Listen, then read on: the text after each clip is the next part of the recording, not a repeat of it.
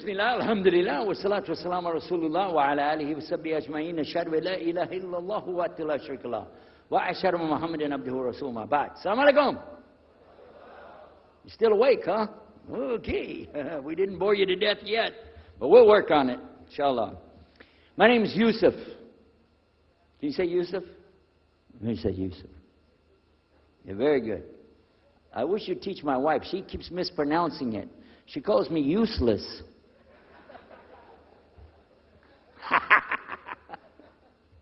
Alhamdulillah. Now, how many of you were in the program today? I was teaching us, trying to teach about how to call the people to Islam called da'wah. How many were there? Okay? All right. I just used an example what I was telling you about. Remember I was telling you when you introduce yourself to somebody, you got to get friendly with them. So I just used an example right there. Because this will disarm the people. This disarm them and make them relax a little bit. Because they're coming to you with things like, how come you Muslims has to kill all the people? What kind of question is that? How come you have to beat your wives? Why does your book tell you that you're the only ones going to go to paradise? So these kind of questions, when they come to you, what are you going to do? So the first thing, as we said in the program, and I hope, by the way, if you didn't join us today, join us tomorrow. Are we continuing tomorrow on the Dawah thing or no? Oh, okay. But when we're doing it, you look through the schedule. I'm not going to get into that, but just look through the schedule and join us for this whenever we're talking about the Dawah. Because part of giving Dawah is you. And if the people aren't buying it, they're not going to listen to what you got to say. So you got to soften them up a little bit. Got me? Okay, where are we? The subject tonight is the subject of priests and preachers entering Islam. And often people ask me, we heard about you used to be a priest or something and you came into Islam, so, tell us about it. We want to know, how does that happen? And it's not just Muslims who want to know. Non-Muslims would like to know the story too, because they feel like, you mean you didn't understand? I mean, you were a priest, you didn't understand about Jesus? Come on, man. So, it's a topic that I talk about a lot. The first thing I have to do is clarify a couple of points. I was not a priest. In the English, we use the word priest to mean somebody who is in the Catholic Church. If you're not from the Catholics, if you're from the Protestants, then you don't use that term. We usually use the term, for instance, pastor, minister, preacher, reverend, and these are some of the titles. We came up with an awful lot of them because that's the way humans are, right? Give ourselves titles. So I was a preacher and a minister of music. But it doesn't really matter, but just if you're talking to a Christian and you say a priest, he's going to say, oh my God, how is that? And when they find out, oh, you weren't a Catholic, well, that's a lie, then you weren't a priest. So I want to clarify that. As a matter of fact, I will tell you, in my own estimation, I'm probably the least of the factions within this equation. Because there were so many other people that came into Islam the same time I did. That's why it takes a little bit of time to tell the story. But they asked me to tell it tonight, so we're going to do that.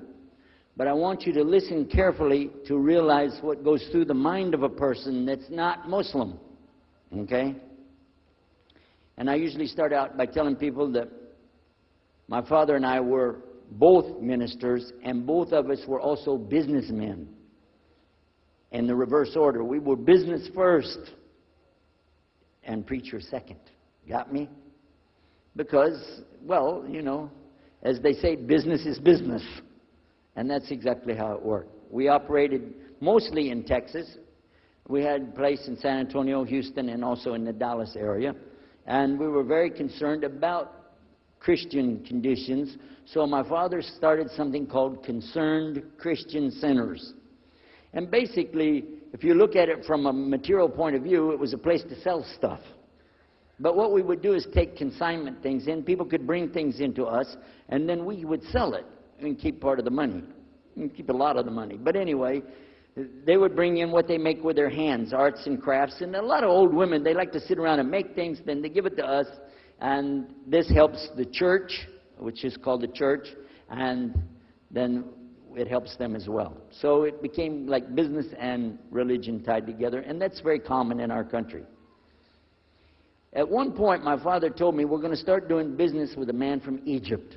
Well, I said, well, this is great. International. It sounds good. We can put this in our business card. We're international. He said, and this man is from Cairo, Egypt. And that's where, if you know, they have the Nile River. They have those big pyramids. They have the Sphinx, Abu Hul. You know, they got everything. I'm saying, oh, this is good. He said, and he's a Muslim. I'll never forget it. I've told the story many times, but it's just like it happened yesterday. I'm standing in between the kitchen, or in the dining room and the living room area. You know, like this when we're talking, and I just stopped like this. I said, what? A Muslim? No way. No way do I want anything to do with that. Dad, come on, you should know better than anybody. Because we were linked in with other preachers. My father supported people like Pat Robertson. Huh? You know him? Huh, Pat Robertson? And Oral Roberts. He's not very popular anymore, but he used to be real strong. And his ministry up in Tucson, Tulsa, Oklahoma. In addition to that, people like Benny Hinn. I don't know if you heard of Benny Hinn. He's coming over this way, so look out. And there's many of them. John Hagee, and the list goes on. Jerry Falwell, Jimmy Swaggart. Some of the names, maybe you heard those before. We know these people. We know all about them. All about them. Okay? So at one point, here I am standing there talking to my father about a Muslim. These are the enemies of God. This is what we've been taught. These same people, I just mentioned their names, in their preaching on the television and so on, this is what they teach.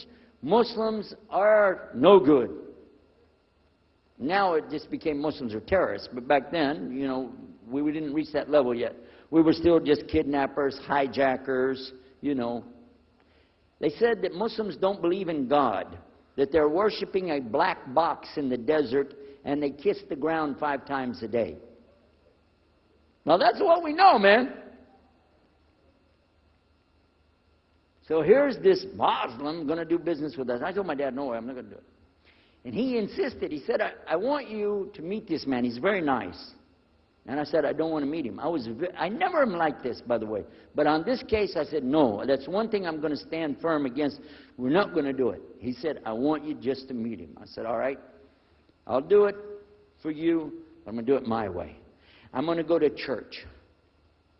And it's going to be on Sunday. When I come out of the church, I'm going to have my Bible under my arm. I'm going to have the salib. I used to carry a big cross. I'm going to have my cross with me. And I'm going to have my hat that says, Jesus is Lord. And I'm going to have my wife, born-again Christian, with me. And we are going to get this demon, devil, infidel, Muslim, and we're going to show him Jesus. Okay? And this is a true story, by the way. So I got up that morning on Sunday, and I was thinking, man, you know. We went to church. Strangely enough, the preacher was preaching out of the Old Testament about salvation coming at the time of David, which really puzzled me, because according to Christianity, it's coming through Jesus. And it really, that opened the door for me, but that comes up later in the story. Why was he saying there's salvation before Jesus? That's interesting. Now, when I get there to my father's store, I'm looking around, you know. I'm looking for somebody wearing, you know, a long white robe and some kind of black, you know, thing over that with a long beard. And I guess I was looking for me, wasn't I? Anyhow, when I get in there, I don't see this guy. By the way, imama, sword, everything. Ayatollah Khomeini, maybe. This is what I had pictured. I said, where is he? I'm ready. My father said, he's over here. I said, where? I said, here. This is a normal guy. He was normal. He didn't have a beard. He didn't have any hair at all. I said, how do you do? I told him my name. He introduced himself. His name is Muhammad. I said, how do you do? after the niceties of hello, how are you, how's everything, I